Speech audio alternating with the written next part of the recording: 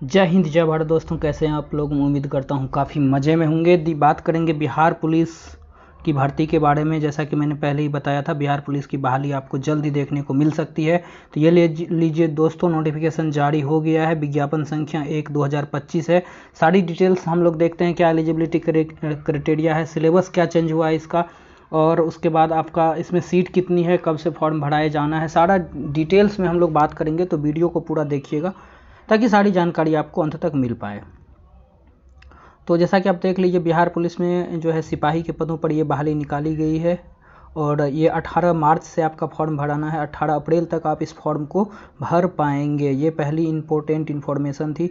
दूसरी जो important information है साथियों, इसमें दूसरी इम्पोर्टेंट इन्फॉर्मेशन यह है आप लोगों के लिए। अब जो है सीट की संख्या हम देखते हैं। तो सीट की जो संख्या इसमें दी गई है, ये आप देख लीजिए कि टोटल सीट की संख्या अगर हम देखें तो टोटल सीट की जो संख्या है,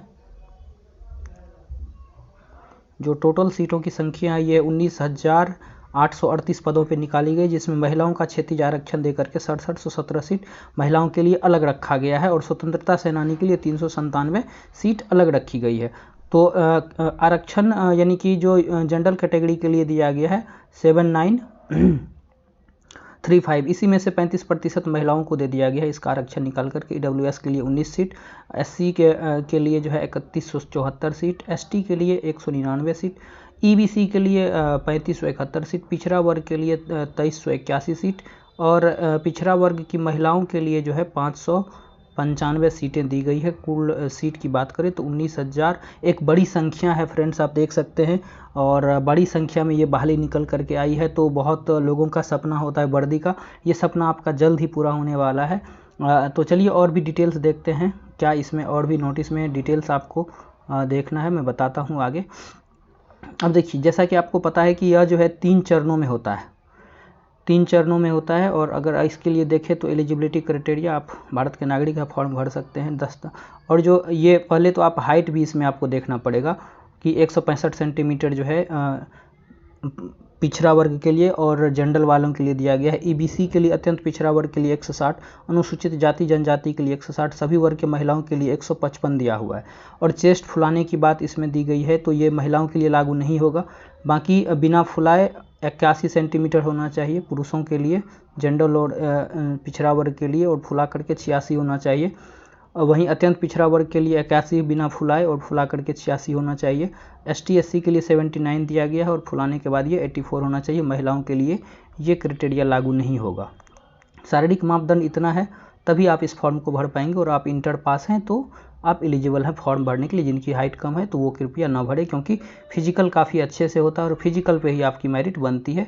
एग्ज़ाम तो बस भीड़ छांटने के लिए दिया गया। ये देख लीजिए, आप इंटर पास हैं किसी भी बोर्ड से, या फिर आप जो है मदरसा बोर्ड से भी पास हैं, संस्कृत से भी पास हैं, तो आप जो इस फॉर्म को भर पाएंगे। 18 वर्ष न्यूनतम और अधिकतम जो है 25 वर्ष दी गई है इसमें एज क्राइटेरिया।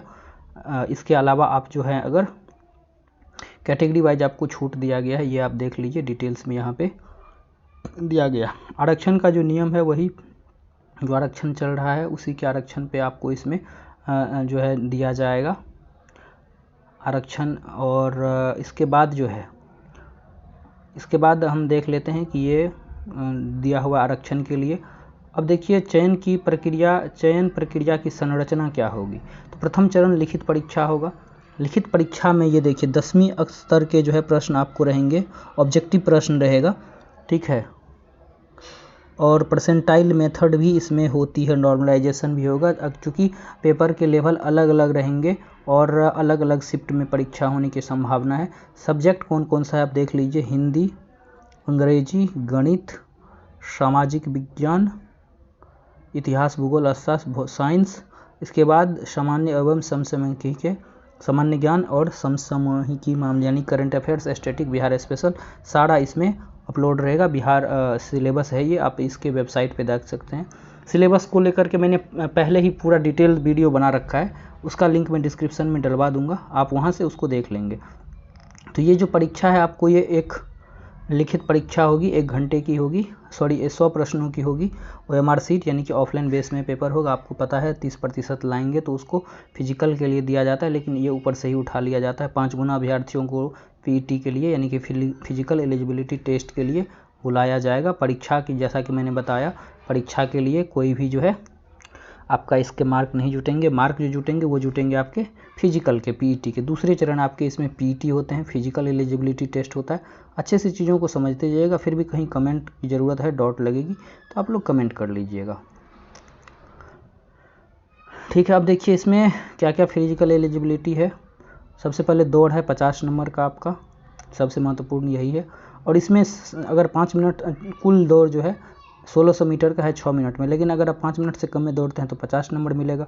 5 मिनट से या 5 मिनट 20 सेकंड तक में 40 नंबर, 5 मिनट 20 सेकंड से 5 मिनट 40 सेकंड तक में 30 नंबर, 5 मिनट 40 से 6 मिनट तक में 20 नंबर देंगे, ठीक है। और 6 मिनट से अधिक समय अगर आपको लग गया तो ऐसे ही आप असफल हो जाएंगे।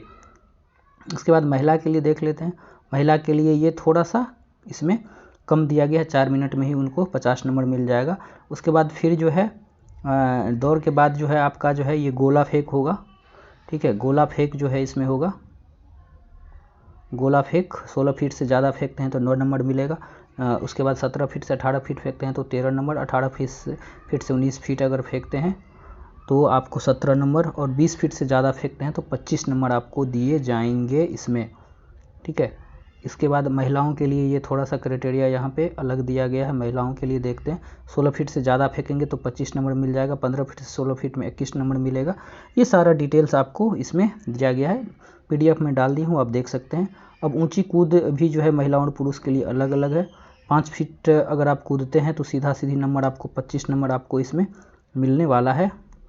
फिर उससे कम में 21 नंबर, यानी कि 4 फीट से 8 इंच कूदते हैं, 4 फीट से 4 इंच तक में 17 नंबर। इसी हिसाब से ये नंबर आपको मिलता रहेगा। महिलाओं की अगर हम बात करें तो महिलाओं को 4 फीट में ही 25 नंबर मिल रहा है। उसी हिसाब से ये जितना आप जितना आप ज़्यादा कूदेंगे उतना आपको नंबर बढ़ेगा। अगर कम कूदेंगे, 3 ही फीट कूदते हैं तो आपको 13 नंबर मिलेंगे। तो ये टोटल हो गया, यानी कि 25 नंबर का ये हो गया। आपको क्या क्या होता है ये देखिए, 50 नंबर का दौड़ हो गया आपका, 50 नंबर का दौड़। उसके बाद 50 नंबर का दौड़ हो गया। 25 नंबर का गोला फेंक 75 नंबर हो गया। और 75 नंबर का जो है 25 नंबर का जो है आपका ये हो जाएगा आपका ऊंची कूद। तो टोटल जो है 100 मार्क के फिजिकल भी आपको इसमें देने हैं। फिजिकल पे ही मेरिट बनेगा इसमें जो है। उसके बाद थर्ड चरण जो है आपका वो जो भी डॉक्यूमेंट्स वगैरह है वही डॉक्यूमेंट्स भी उसी दिन हो जाएगा वेरिफिकेशन। इसके लिए इसमें अलग से नहीं जाना है। जो भी आप अपलोड करेंगे, इंटरमीडिएट का मार्कशीट वगैरह, आपका कैटेगरी सर्टिफिकेट, मूल प्रमाण पत्र, अंक पत्र, आप जो भी कैटेगरी से आते हैं वो कैटेगरी सर्टिफिकेट और डॉक्यूमेंट्स के लिए अलग से चलिए डिटेल्स में मैं वीडियो बना दूंगा। बाकी आप देख सकते हैं, कोई वैलिड आधार कार्ड होना चाहिए, ठीक है।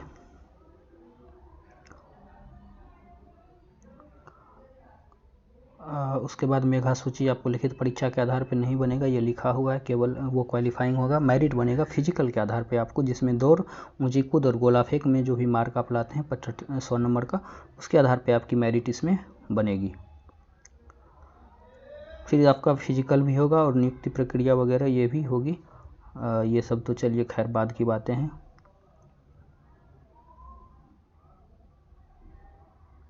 चलिए आवेदन शुल्क देख लेते हैं। आवेदन शुल्क जो है, अगर आप ST SC से हैं या राज्य के महिला अभ्यर्थी हैं, ट्रांसजेंडर है, तो मात्र आपको 180 रुपया लगेगा। बाकी इसके अलावा जो भी है आपको 675 रुपया पे करना है इसमें, ठीक है। कट ऑफ की न्यूनतम निर्धारित तिथि वगैरह दिया हुआ है। शैक्षणिक अर्हता, फॉर्म भरने की तिथि मैं ऑलरेडी बता चुका हूँ। तो मोटा मोटी जो इम्पोर्टेंट इन्फॉर्मेशन था वो मैंने आप लोगों को बता दिया है। और फिर भी कोई डाउट है, किसी तरह का कोई आपको अगर कन्फ्यूजन हो रहा है तो बिल्कुल आप हमारे कमेंट सेक्शन खुले हुए हैं, कमेंट कीजिएगा। अगर आप हमसे डायरेक्ट जुड़ना चाहते हैं तो डिस्क्रिप्शन में सोशल मीडिया का लिंक है, वहाँ से आप जुड़ करके हमें कमेंट कर सकते हैं। तो चलिए आज हम यहीं समाप्त करते हैं। लेकिन बहुत ही अच्छी खबर है, इसके लिए कुछ क्लासेस भी आपको अब मिलने वाली है हमारे चैनल पे। तो चलिए फिर मिलते हैं अगले अपडेट में। तब तक के लिए अपना ख्याल रखिए और मस्त होकर पढ़ते रहिए। जय हिंद, जय भारत, गुड नाइट।